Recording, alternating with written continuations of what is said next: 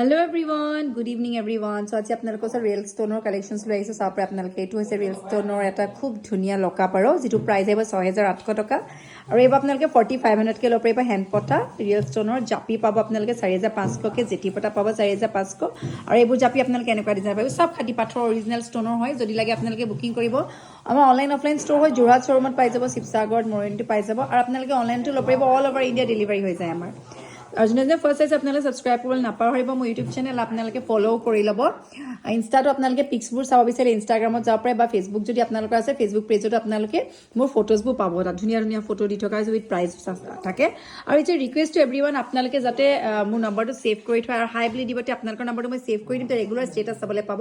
Original গহনা আপোনালোকে ল'ব পাৰিব, পিয়'ৰ অৰিজিনেল, কোনো ভেজাল নাই, নাহি কপাৰৰ হয়, পিয়'ৰ অসমীয়া গহনা, যিটো আমাৰ শুদ্ধ অসমীয়া গহনা ল'ব পাৰিব। এইটো খাটি পাথৰ হয়, চবতকৈ কষ্টলি পাথৰ। ইয়াত সোণৰ পৰিমাণ বহুত বেছি থাকে, সেইটো কাৰণে দামবোৰ অকণমান বেছি। চাইজ লৈ পেলাই দাম এটাৰ কাৰণে বেছি, কাৰণ ইয়াত সোণৰ পৰিমাণ বহুত বেছি থাকে।